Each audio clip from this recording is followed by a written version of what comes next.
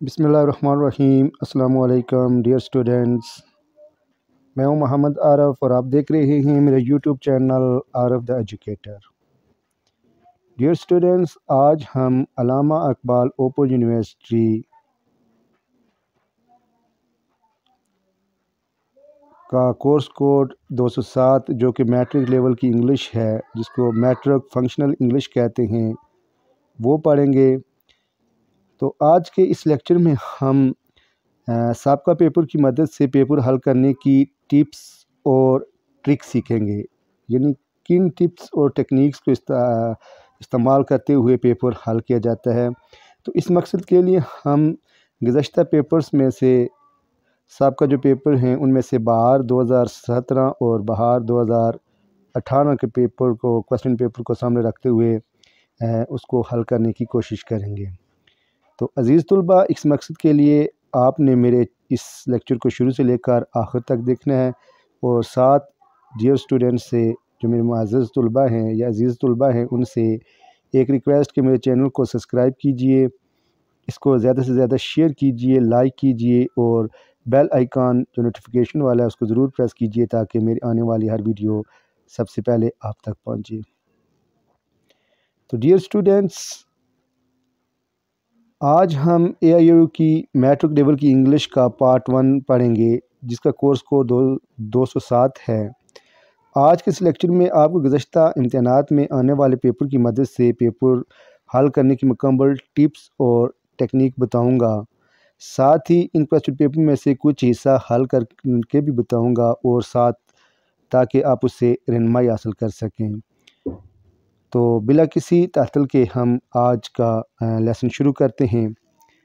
ये आपके सामने जो अभी पेपर मैंने डिस्प्ले किया है, ये स्प्रिंग 2017 का है और ये मैट्रिक की जो इंग्लिश है, फंक्शनल इंग्लिश पार्ट 1, उसका क्वेश्चन पेपर है, जिसके 8 सवाल हैं और उसकी पेपर जो नंबरिंग है पेपर सेटिंग की, वो इस तरह से है कि ज़्यादातर इसके जो सवाल हैं वो 10-10 नंबर के हैं और एक सवाल तकरीबन सारे सवाल 10-10 नंबर के हैं।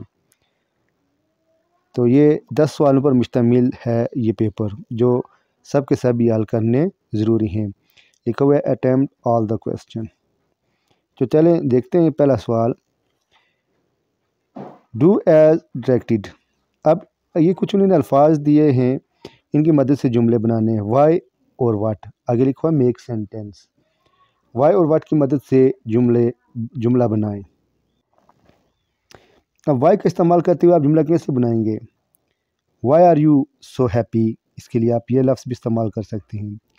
वाई आर यू वीपिंग, आप क्यों रो रहे हैं, ये भी इस्तेमाल हो सकता है।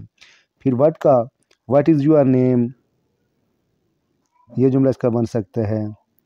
फिर इसके अलावा नेक्स्ट है ही रन फास्ट। अब इसका करेक्ट वर्ब लगाना है, यानी इसमें जो फेल की पहल फार्म है उसके साथ एस या ईएस का इजाफा करते हैं, तो यहाँ लगेगा he runs fast. Singular nouns जो होते हैं उसके साथ एस या ईएस का इजाफा करते हैं। आगे शी क्लीन द रूम, यहाँ लिखेगा शी क्लीन्स द रूम। अच्छा, फिर नीचे लिखा हुआ है he is writing a letter. अब इसको सवाल जुमले में तब्दील करना है। और टेंस की में जब भी आप किसी भी जुमले को इंटरोगेटिव बनाते हैं, सवाल जुमला बनाते हैं, तो उसमें जो हेल्पिंग वर्ब होता है वो उसको जुमले के शुरू में ले आते हैं। तो यहाँ लगेगा is he writing a letter, क्या वो ख़त लिख रही है, और एंड पर जो होगा, ज़ाहिर बात है जब सवाल जुमला बनता है तो क्वेश्चन मार्क का इस्तेमाल होगा। फिर लिखा है यू प्ले, इसको चेंज करना है नेगेटिव में। और जब मनफी जुमले बनाते हैं तो उसमें डू या डज का और उसके बाद नाट का इस्तेमाल होता है। फिर पूछ रहे हैं ये उर्दू में, क्या आप एक तालबा हैं, ट्रांसलेट इनटू इंग्लिश, इसको इंग्लिश में इसका तर्जुमा कीजिए।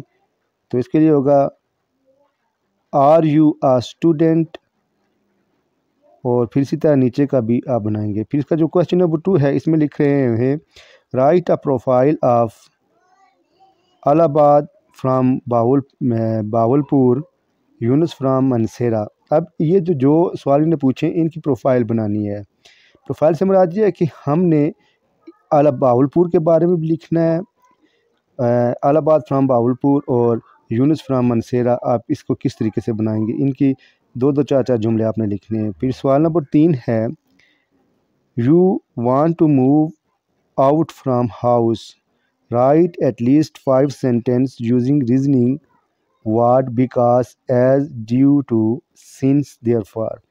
आप एक घर को छोड़ रहे हैं या एक घर से दूसरे यानी कहीं और शिफ्ट हो रहे हैं, तो आपने इस उसके लिए शिफ्ट होने की वजह बतानी है, रीज़न देना है।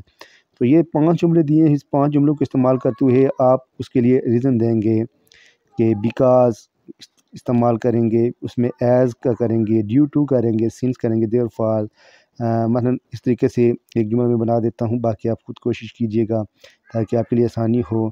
I left this house because he is so far from my duty place. इस तरीके से आप बना सकते हैं। अच्छा, right appropriate question from buying thing from the shop given below. आपने 5 जुमले मौजू तरीन जुमले बनाने हैं जो मुख्तलिफ दुकानों के हवाला जात दिया गया है, इनके सामने रखते हुए। मीट शॉप, इसके लिए आप क्या जुमला बनाएंगे? मीट शॉप पर जाकर आप क्या कहेंगे? Please give me 1 kg meat. Hardware shop, hardware की जब दुकान पर जाएंगे तो प्लीज़ गिव मी नेट और बूनट, जो भी आप कह सकते हैं। General store, what price sugar is. इसी तरह मुख्तलिफ मौके मुनासिब के हिसाब से आप बना सकते हैं। फिर आंसर द फॉलोइंग क्वेश्चन है, ये आपके जो पढ़ रहे हैं उसमें से आपकी जो 1 to 9 यूनिट्स है उसमें जो भी सवालात जो भी वो यूनिट्स शामिल हैं, ये जो भी असबाक शामिल हैं, उनमें से ये सवालात दिए गए हैं। अगर आपने वो पढ़े होंगे तो आप इजीली इनको अटेंड कर सकते हैं या इजीली आप इनको अटेम्प्ट कर सकते हैं। फिर क्वेश्चन नंबर 6 है, write a paragraph on any one of the following, my daily routine, my favourite game, my future plans. इन 3 में से किसी एक पर आपने यूँ समझ लीजिए मजमून लिखना है या पैराग्राफ लिखना है। आप अब लिख सकते हैं माई डेली रूटीन पर आप लिख सकते हैं my name is so and so, I live in so and so X Y Z, I am a student, I am a student. फिर उसके साथ आप हवाले दे सकते हैं, I go to school regularly, I attend my period, all of my period, I do homework, so and so, जो भी आपके लिए आता है। आपको अगर माई फेवरेट गेम के बारे में, cricket my favourite game, I like cricket, जो भी आप इसके बारे में लिख सकते हैं। ये आपके बिहाफ पर है कि आप क्या लिखना चाहते हैं। Right the main idea of the return of the native, यानी आप अपने आबाई गाँव से कहीं बाहर गए हैं तो वापस आने के लिए आपने एक आइडिया लिखना है। Right the main idea, return of the native, वापस आने के लिए जो आपने एक मजमून या पैराग्राफ लिखेंगे तो उसका जो मेन आइडिया होगा उसको सामने रख लिखेंगे कि मैं वापस आ रहा हूँ अपने आबाई गाँव में। फिर explain the abbreviation, in abbreviation या इन मुखफ़ को एक्सप्लेन कीजिए। यानी वो पूछ रहा है कि आई काम किसका किसका मुखफ़ है, तो आप इसके लिए इंटरमीडिएट इन कॉमर्स कह सकते हैं। बीए किसका मुखफ़ है, आप कहेंगे bachelor in arts, SSC secondary school certificate, MA master in arts, MPhil master in फ़लसफ़ा। तो ये इसका एब्रिविएशन है। Write an application for the post of superintendent in your nearest school, आपके जो करीब तरीन एक स्कूल है उसकी मैं सुपरिटेंडेंट की जो असामी है उसके लिए एक दरख्वास्त लिखें। दरख्वास्त लिखने का जो तरीका है, सबसे पहले लिखते हैं टू, फिर आप जिस डिपार्टमेंट को लिखेंगे उस डिपार्टमेंट का नाम लिखें, द सुपरिटेंडेंट ऑफ स्कूल। फिर आप उस शहर का नाम लिखेंगे जहाँ जिस जगह आप लिख रहे हैं। फिर आप लिखेंगे सर और या मैडम। इस तरीके के साथ जो एप्लीकेशन का एक फॉर्मेट है वो मैं डिटेल के साथ पूरी एप्लीकेशन लिखने के लिए एक अलग से अपनी वीडियो बनाऊंगा, तो उसमें आप देख लीजिएगा कि एप्लीकेशन किस तरीके से लिखते हैं। मुख्तलिफ एप्लीकेशन है, फार्मल एप्लीकेशन, इनफार्मल एप्लीकेशन, जो मुख्तलिफ अशख़ास को लिखी जाती हैं, उस हवाले से पूरा एक मेरा वीडियो लेक्चर होगा, तो आप वो देख लीजिएगा। फिर इसके बाद है जी, write a note to your friend either accepting or refusing the invitation sent by him. आपके एक दोस्त है, उसने आपको दावतनामा भेजा है, तो आप उस पर एक नोट लिखें कि मैं आऊँगा या नहीं आऊँगा। आपने अगर उसके उस दावतनामे को कबूल करना है उसके बारे में नोट लिखिए, और अगर नहीं कबूल करना है, इनकार करना है, तो उसके बारे में भी नोट लिखिए। ये हो गया हमारा फर्स्ट क्वेश्चन पेपर 2017 का। इसके बाद हम देखते हैं 2018 का क्वेश्चन पेपर। ये जी स्टूडेंट्स, हमारे सामने नेक्स्ट क्वेश्चन पेपर है स्प्रिंग 2018 का। तो इसकी जो पेपर सेटिंग है वो उससे ज़रा डिफरेंट है। यहाँ वहाँ 10 सवाल थे, यहाँ 8 सवाल हैं। यहाँ पहला सवाल 10 नंबर का था, दूसरा 15 का, तीसरा 15 का, फिर 20 का, फिर 5 का, फिर 10 का, 10 का और 15 का।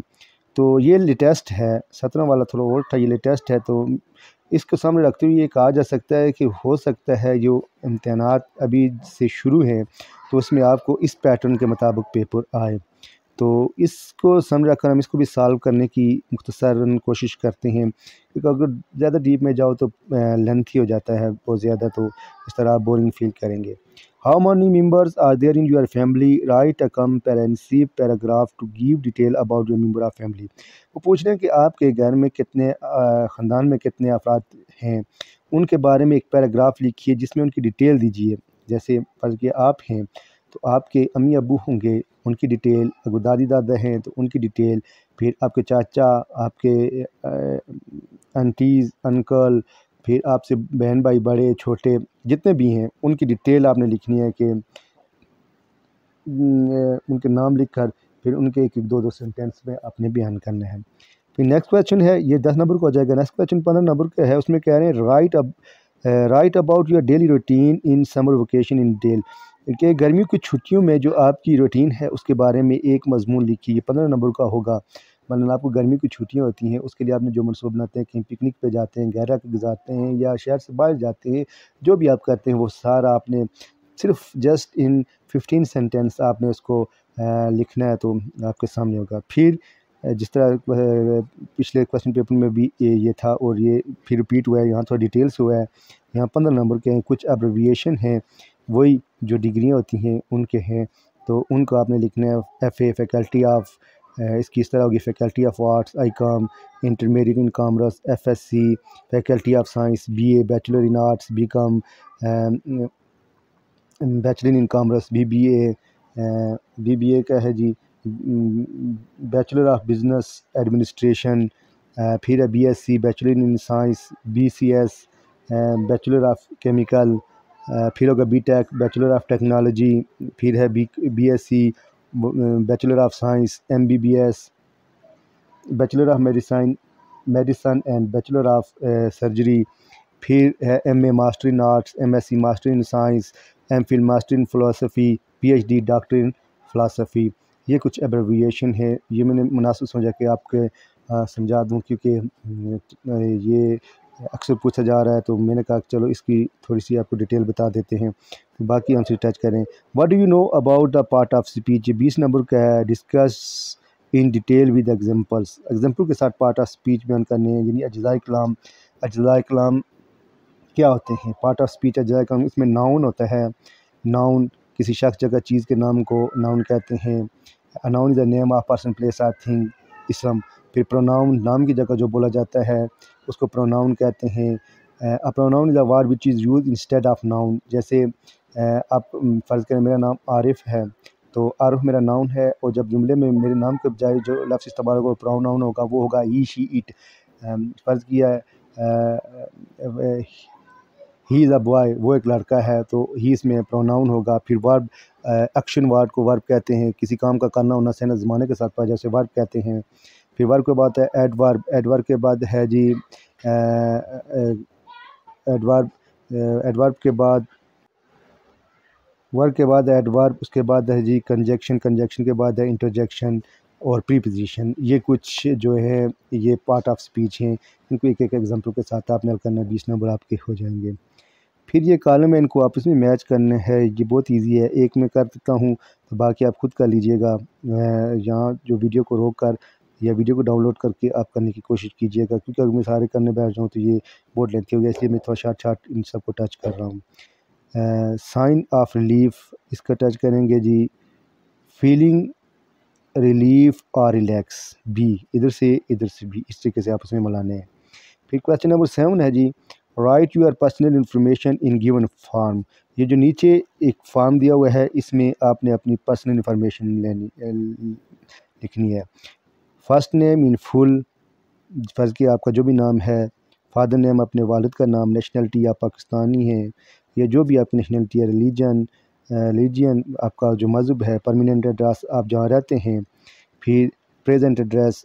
अगर आप एक होता है आपका आबाई एड्रेस, अगर आप फ़र्ज़ किया मैं मुज़फ़्फ़राबाद में रहता हूँ तो मैं शिफ्ट होकर पिंडी चला गया हूँ, तो मेरा जो परमानेंट एड्रेस होगा वो मुज़फ़्फ़राबाद वाला होगा और प्रेजेंट एड्रेस जहाँ मैं पिंडी रह रहा हूँ वो वाला होगा। तो अगर मैं उसी जगह मुज़फ़्फ़राबाद ही रह रहा हूँ तो दोनों का सेम होगा। फिर एजुकेशन, जो मेरी एजुकेशन है, फ़र्ज़ किया आप मैट्रिक में तो आप मैट्रिक लिख लें, एफ़ए में एफ़ए लिख लें। फिर मदर टंग, आपकी मादरी ज़बान कौन सी है, पंजाबी है, हिंदको है, पश्तो है, सराइकी है, जो भी आपकी मादरी ज़बान है। पर्सनल इंटरेस्ट, और आप किस चीज़ में इंटरेस्ट लेते हैं, reading book, playing cricket, playing football, जो भी आपकी पर्सनल इंटरेस्ट है वो आप यहाँ इस तरीके से मेंशन कर सकते हैं। ये भी 10 नंबर ईजी हैं। People have different personalities. Some are invert while other extrovert. Write a personality description in invert friend of you. मुख्तलिफ जो अशख़ास हैं उनकी मुख्तलिफ पर्सनैलिटीज़ होती हैं और आपने अपने दोस्त की कुछ पर्सनैलिटी के बारे में लिखना है।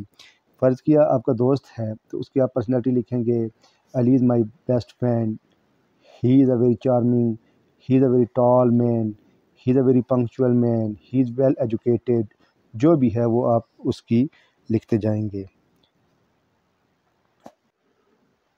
तो डियर स्टूडेंट्स, ये था आज का हमारा लेक्चर जो अख्ताम पज़ीर हुआ। उम्मीद करता हूँ कि आपके इसे खातिर खा फ़ायदा हासिल करेंगे।